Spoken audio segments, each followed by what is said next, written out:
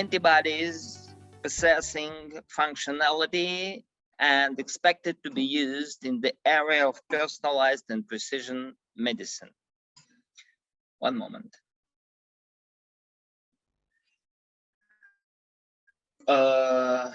As you know, new targeted therapies for autoimmune and inflammatory understanding of a patient, or a new category, a person at risk, to get the therapy personalized, simpler, individualized for either of those subsets.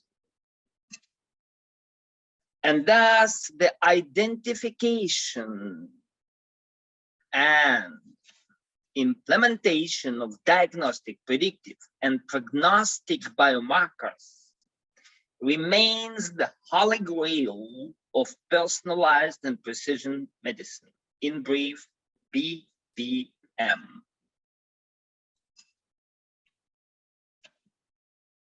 Biomarkers enable pre-early diagnosis, guide targeted therapy, and monitor the activity of therapeutic responses across the disease. Among the best validated predictive biomarkers are autoimmunity ones.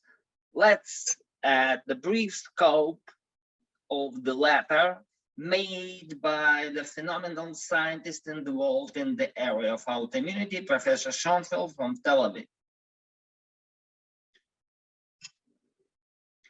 The biomarkers to predict and prognosticate risks of the chronification and thus disabling, since the chronic autoimmune diseases, typical autoimmune diseases, are preceded by a long subclinical, usually symptom-free phase. Look, each chronic autoimmune disease consists of stage of normal immunity, no manifestations, benign autoimmunity, pathogenic immunity. Those are subclinical, cryptic latency stage, and stage of clinical illness or clinical manifestations. I mean, full scale. So you understand that accurate prediction and crucially vital is much crucially vital for prevention of autoaggression, and the targeted treatment being personalized could thus be given to those individuals who are most likely to develop the disease. Multiple sclerosis, MS in brief, is just one of the chronic autoimmune diseases resulting in a destruction of myelin by different tools, including one of the most effective and aggressive autoantibodies. Look at the picture illustrating the latter meant.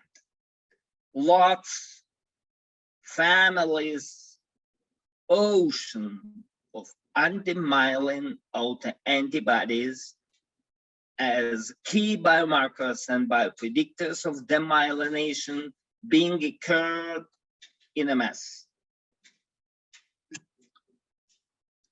And thus the crucial step in the pathogenesis of MS is a primary myelin damage, which is mediated by autoantibodies to trigger a release of separate and pathogenically valuable myelin-associated epitopes into the bloodstream.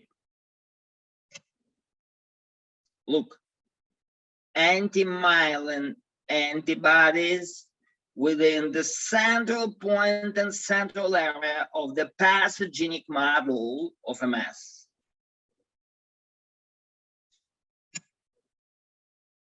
Those epitopes act as sensitizing factors to generate autoantibodies more and more, which in turn would drive the demyelination and thus the disease progression. Meanwhile, the likelihood of autoantibodies and biochemical evidence to confirm MS has been proven to be proportional to the presence of anti-myelin autoantibodies and anti-MBP autoantibodies in particular. Look, MBP in brief is a myelin basic protein. It is a crucial protein of the myelin. Some of the families of anti-myelin antibodies are antibodies possessing with catalytic activity, cat antibodies, or look, enzymes, Ab antibody, zymes, enzymes.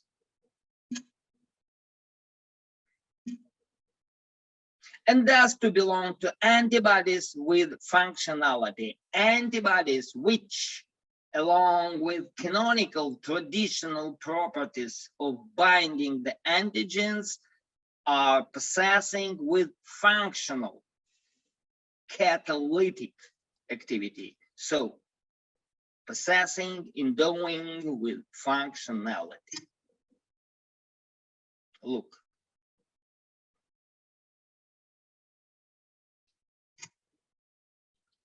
The examples of antibody proteases are IgG found in a series of autoimmune disorders to cleave targeted autoantigens and thus to act as informative biomarkers to monitor both traditional, clinical, and upgraded new one subclinical courses of any kinds of autoimmune disorders. For instance, in bronchial asthma, to cleave VIP, vasointestinal peptide being the major target autoantigen in bronchial asthma. Look at the picture at the slide illustrating the mechanism of action provoking the autoaggression in bronchial asthma. I hope you do see it. The other example is a family of antibody proteases detectable in autoimmune myocarditis, AIM, to cleave targeted cardiac myosin. It's just the illustration of the summary of multi-year investigations. The same for regarding antibody proteases detectable of autoimmune thyroiditis to cleave thyroid autoantigens, including TG thyroglobulin and TPO thyroid peroxidase as two types of targeted thyroid antigens. A situation of phenomenal interest is occurred in MS, multiple sclerosis, which is a chronic autoimmune inflammation in CNS, central nervous system, restricted by a specialized tissue and resulting in demyelination, axon loss, and development of disability. It's the slide illustrating crucial mechanisms of provoking and development of autoimmunity, demyelination, and neurodegeneration in MS, presumably by, look, anti-myelin antibodies.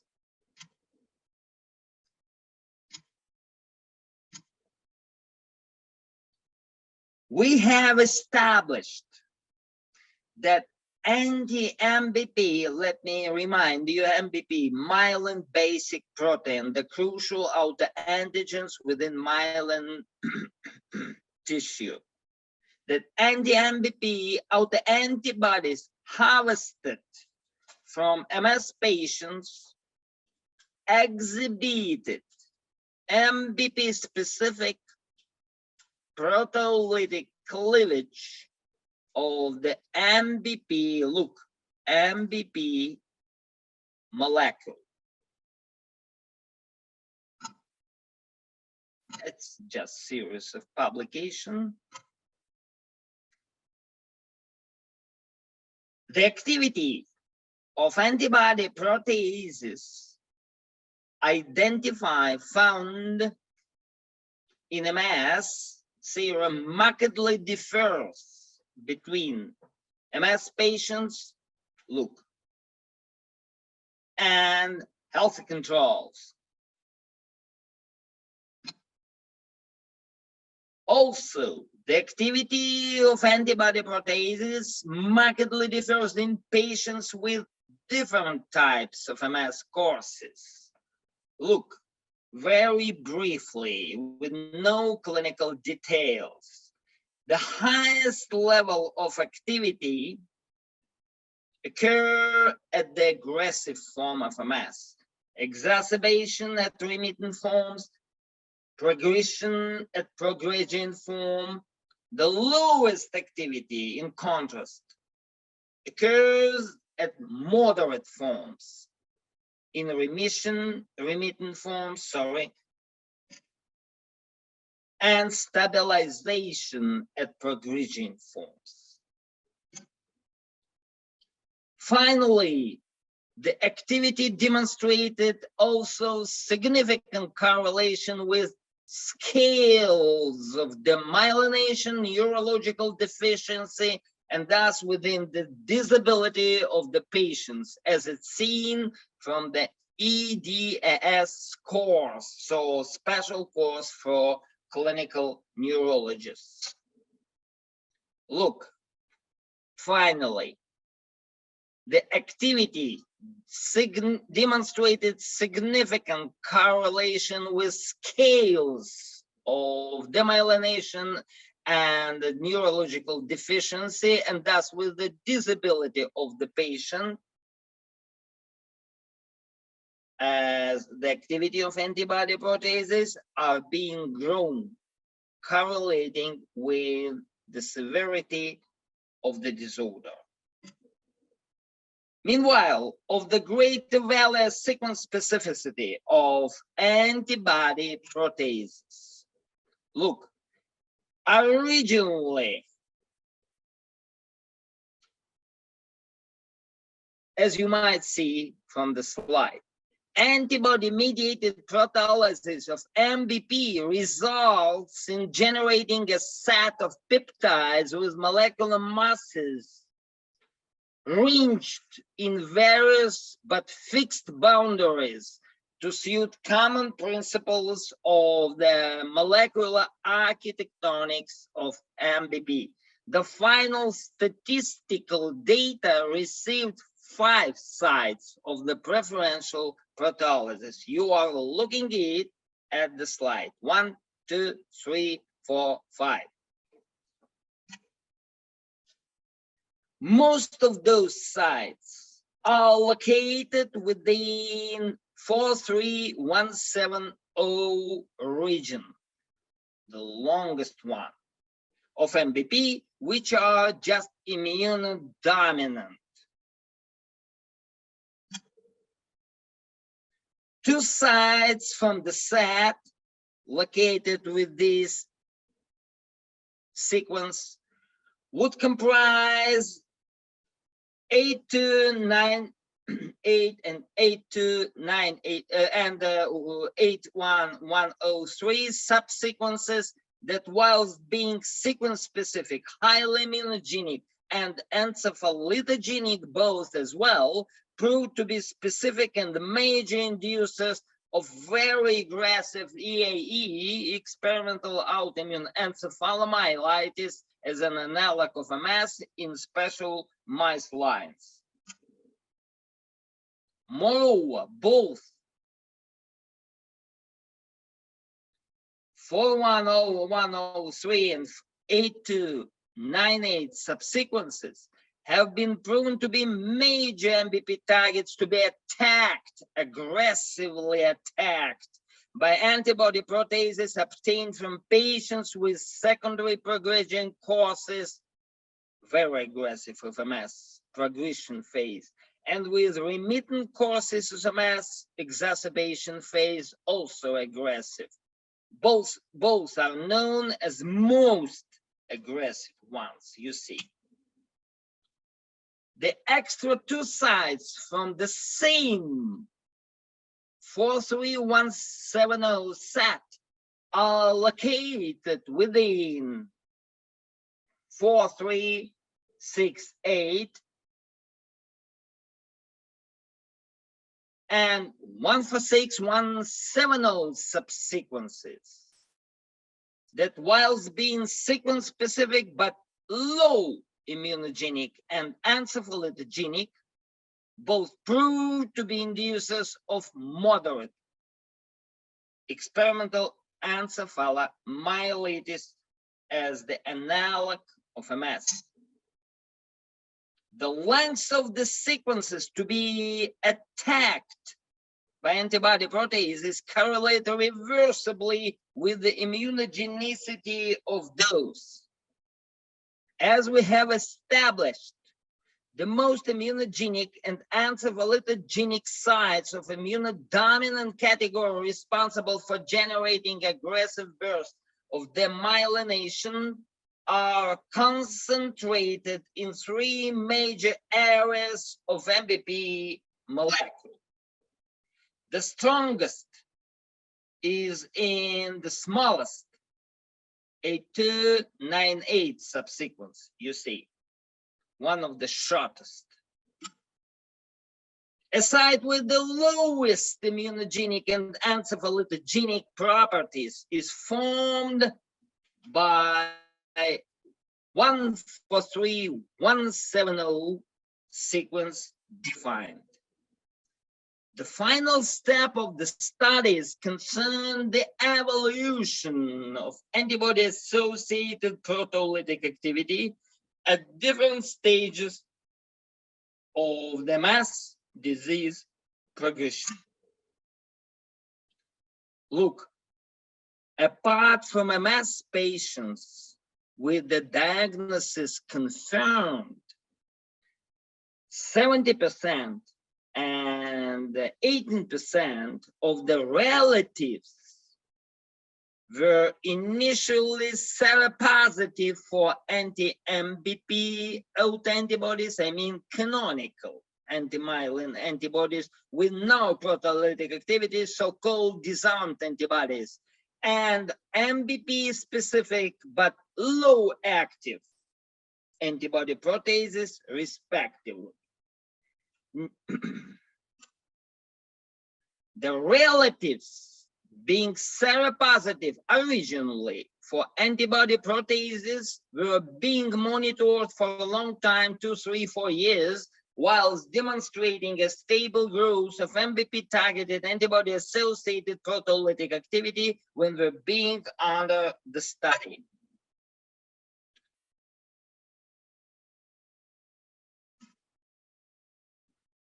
Look how the evolution of the activity is presented and expressed at the subclinical and clinical courses of MS progression is being stepwise grown. Look at the evolution of the MBP targeted antibody associated proteolytic activity. Look. The activity of antibody proteases is first initially registered at the pre-early so-called subclinical stages of MS, when antibody proteases are low active.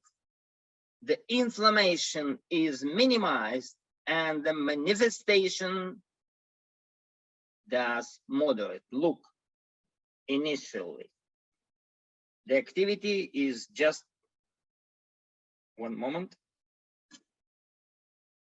3. In half a year, 30. In a year, 45. In a couple of years, 100. In 3 years, 130.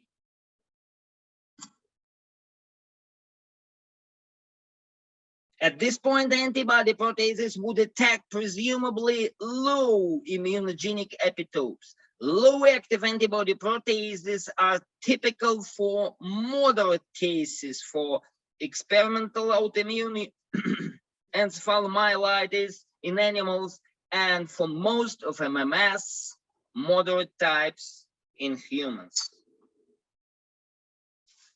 And when the activity reached the mid-level, look,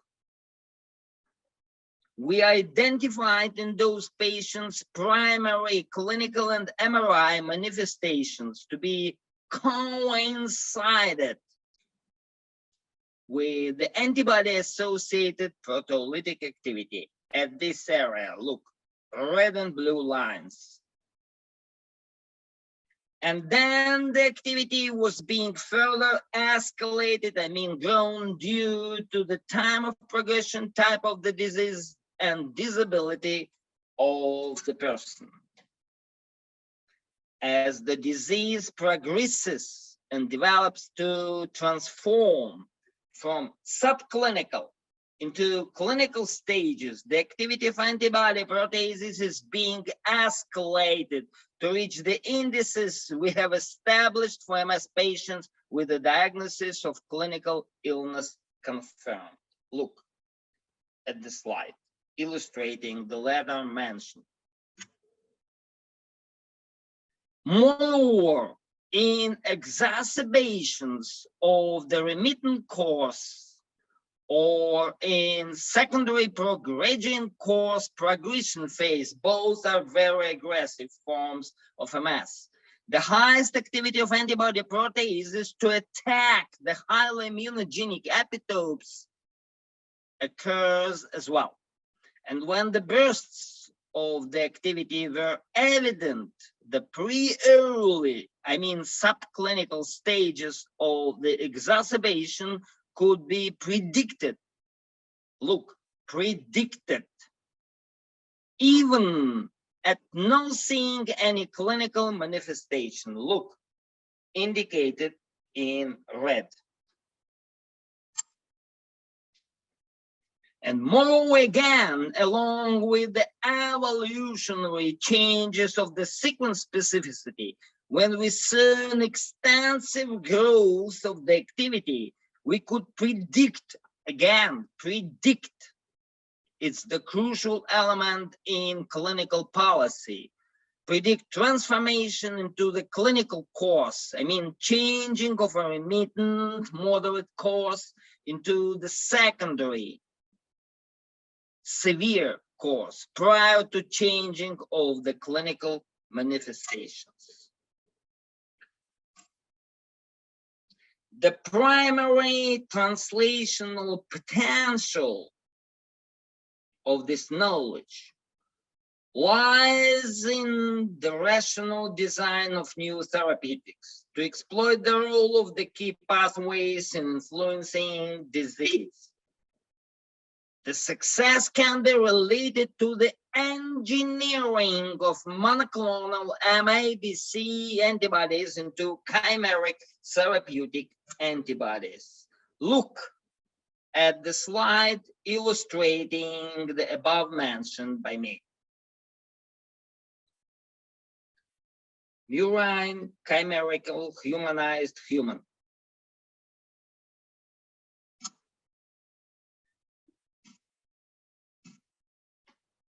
Emerging have created a vast range of novel antibody-based therapeutics which specifically target biomarkers of disease.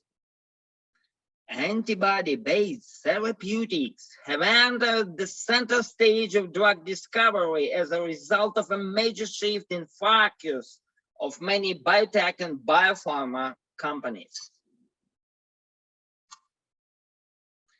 A case study is included in my speech to illustrate the discovery process for Bepinezumab, a humanized anti-amyloid beta monoclonal antibodies.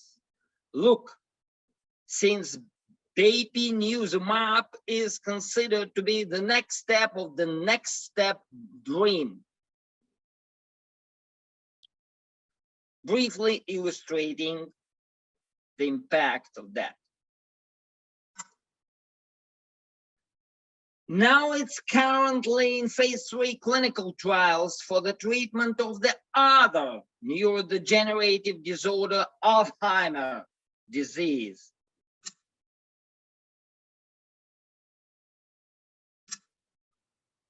In this sense, and in terms of personalized precision medicine, antibody proteases can be programmed and reprogrammed to suit the needs of the body metabolism, or could be designed for the development of principally new catalysts with no natural counterparts.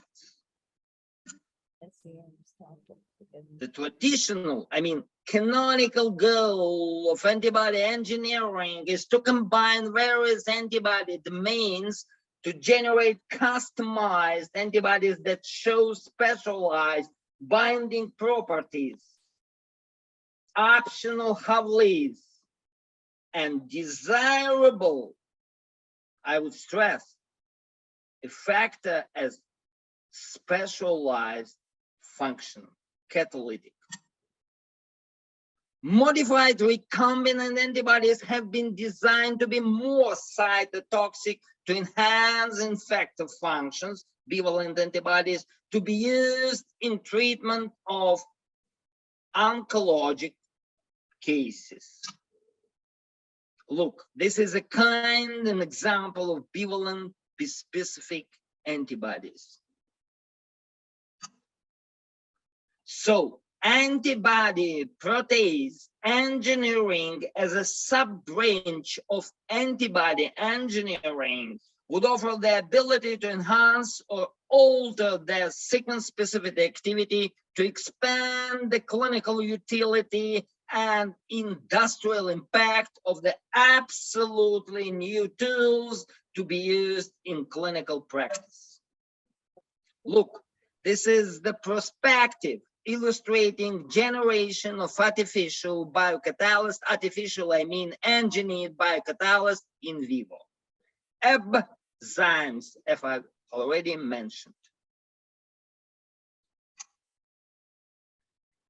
Antibodies can be engineered also to make proteins of higher affinity of smaller molecular variants that retain or change the functional properties of the original antibody. Of tremendous value in this sense are antibody proteases directly affecting the physiological remodeling of tissues with multi-level architectonics, for instance, myelin, while securing the requests and standards of regeneration and remyelination. Look at the picture of highest art illustrating multi-level myelin. Just looks like fantastic, Michelangelo. In this sense, targeted antibody-mediated proteolysis could be also applied to isolate from the whole Ig molecules catalytic domains directed against encephalotogenic outer epitopes or domains containing segments to exert targeted proteolytic activity. So, further extensive studies on antibody-mediated MBP degradation and other targeted antibody-mediated proteolysis may provide biomarkers of new generations, and thus a supplementary tool for assessing the disease progression and predicting disability of the patients or persons at risk. Now we are in the process of making agreements with some high-tech biopharma companies in the world, since we are now experiencing a kind of renaissance, primarily driven by next generation biotechnologies. And look,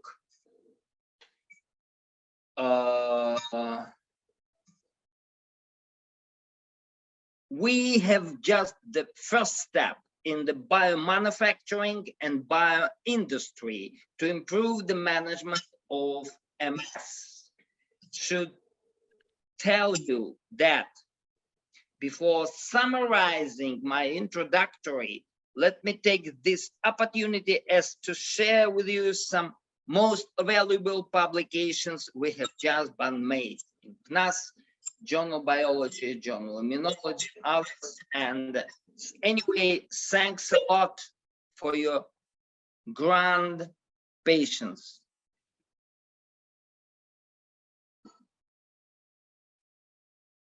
Thank you so much for sharing your wonderful research with us. It was very intriguing. The forum is